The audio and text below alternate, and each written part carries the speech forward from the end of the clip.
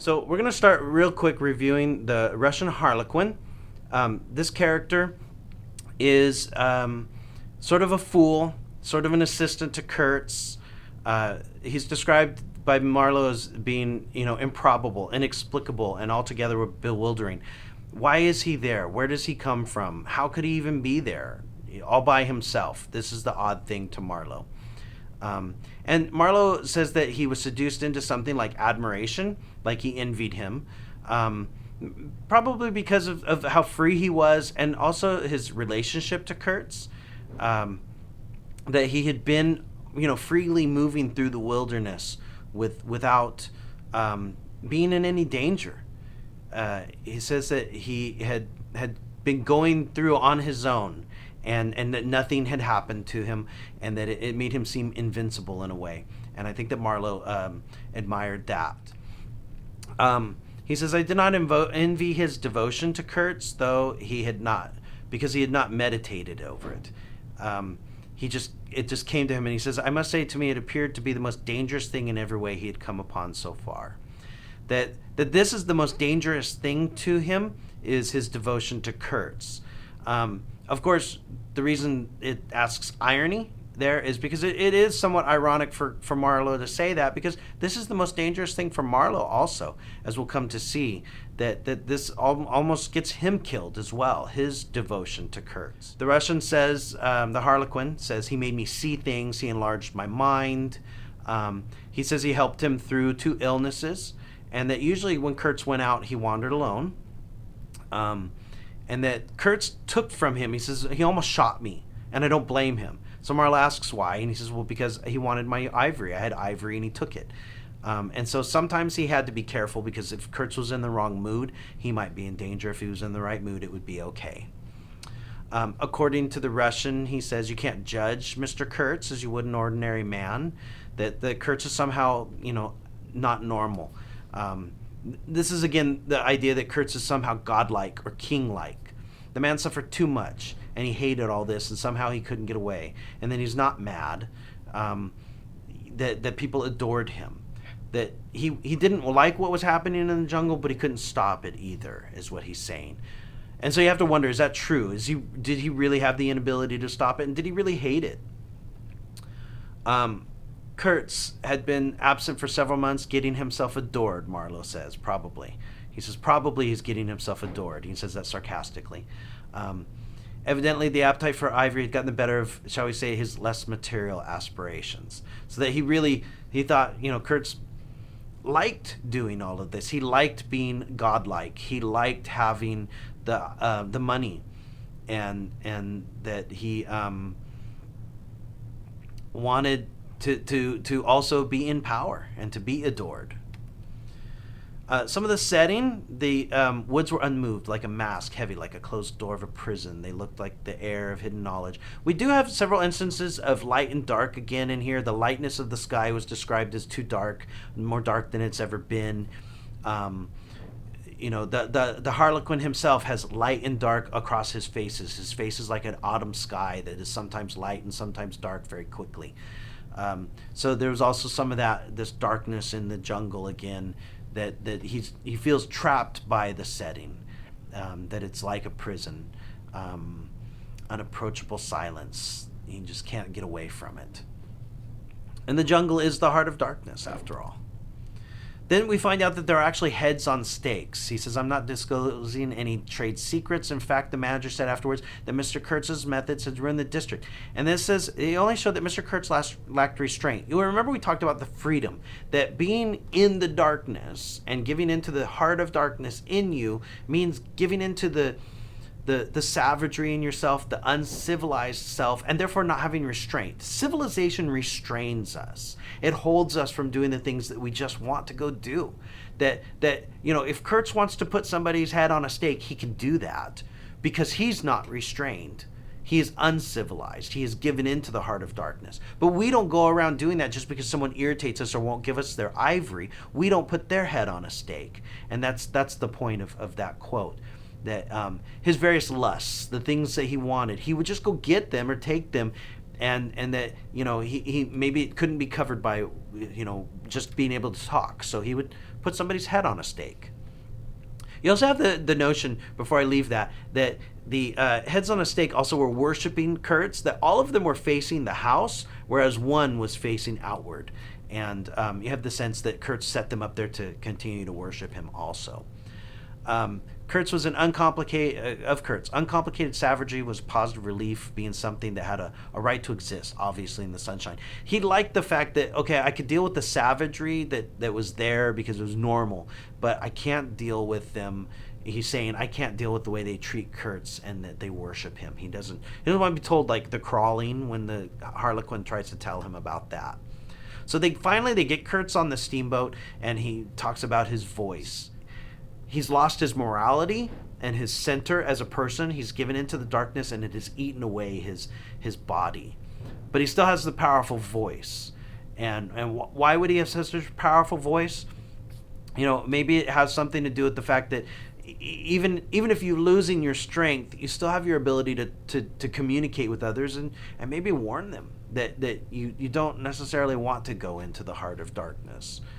Then you have the woman that shows up, a barbarous, gorgeous woman, that she had all of the gifts of the witchmen and the money that was, the brass on her was like, would have cost a lot of ivory. And the Russian was trying to keep her away from Kurtz. I'm not positive, but there's almost the impression that maybe she and Kurtz had a relationship, that he was not really faithful to his fiancée at home. She was savage and superb, he says. Marlowe says that. And that she seems to be the one that's really upset about Kurtz leaving more than anybody else. Manager and Kurtz have a conversation, and Kurtz is mad at him, and he's like, you're not trying to save me, you're trying to save the ivory. Don't tell me you're going to save me. Why, I've had to save you. In other words, I kept the savages from killing you. You're not saving me. I'm not that sick. And he says, I'm gonna still carry out my ideas. I'm gonna still do what I think needs to be done. The manager tells Marlowe he thinks that Kurtz has done badly, that Kurtz is... well, of course he does, because the manager thought Kurtz was a threat. But he says that Kurtz's methods were unsound, and that they had done terrible things, that they shut down the district, that they weren't going to be able to take ivory from there for a while. And Marlowe says, I had never breathed an atmosphere so vile, and I turned mentally to Kurtz for relief. I had turned to the wilderness, really. Kurtz, because of his going into the heart of darkness and becoming more savage, he also has become more like the wilderness, which also is kind of a relief for Marlowe, you remember, because it's honest and it's true, and he understands it. And remember that the wilderness, of course, is also savage to some degree, and primitive and free. And it is also the heart of darkness. It's both of those things. So the Harlequin takes off. The manager thinks you should be hanged. He wants to get out of there so he doesn't get killed. And he says, I don't want any harm to happen to the whites here, but of course I was thinking of Mr. Kurtz's reputation. That's the Harlequin saying that. Kurtz tries to get away, and Marlowe goes after him. But at this point, he decides that he's not going to betray him, and that he's going to try and handle Kurtz on his own. And this is starting that bond for Kurtz, between Marlowe and Kurtz. And Marlowe does find him. He brings him back to the boat. Kurtz wants to still return to the heart of darkness, to stay uncivilized, and Marlowe's trying to save him, to bring him back. Marlowe knows you can't stay there. His mind was clear, but his soul was corrupt. What he's saying, Marlowe's saying that Kurtz wasn't crazy. He wasn't insane. He had just given up too much of himself, too much of his morality and his soul inside to be able to do anything else now. And that's what was killing him ultimately. So Marlowe carries Kurtz back to the boat. He says he wasn't really heavy, but he felt heavy because he was a metaphorical heavy burden. He mentions again the knitting old lady. You remember the old ladies in the sepulchral city that were knitting? We refer to them as the Fates. And he reminds us that was the person on the other end of this strange affair. And and he thought that that was odd. The knitting old woman with the cat, he remembers her. So Kurtz talks of his intended, his station, his career, his ideas. The boat breaks down. Kurtz asks Marlowe to take care of his memory, gives him papers, and his last words are, horror.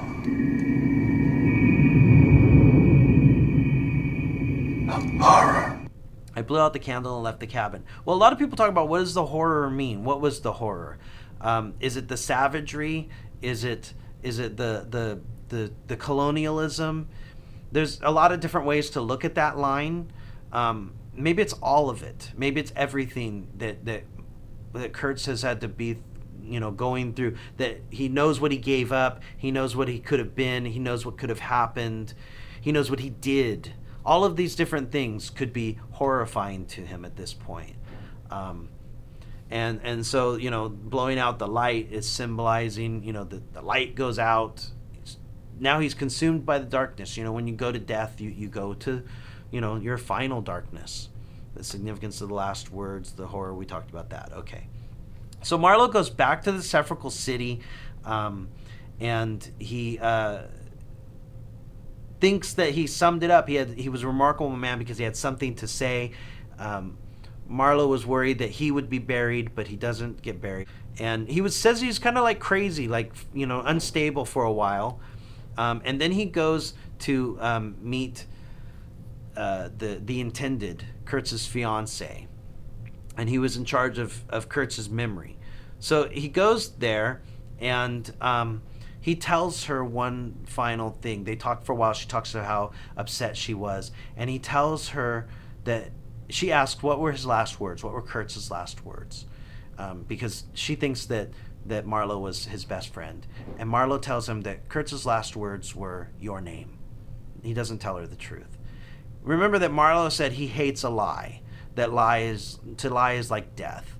And this is interesting because Marlowe lies at the end of it all, and he lies to her because he thinks that's better than telling the truth. And so in some ways, Marlowe also has given into the darkness because he's willing to lie to preserve her feelings.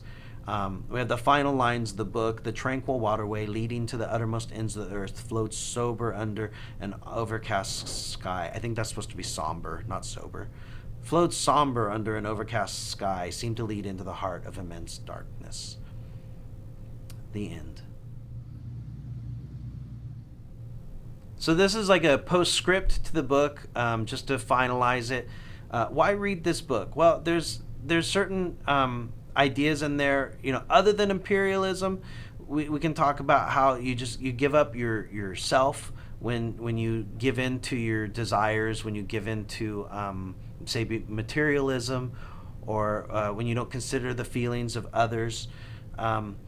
You can't look away from, like, say, a car accident. We're fascinated by those ideas. Why do we think about these things?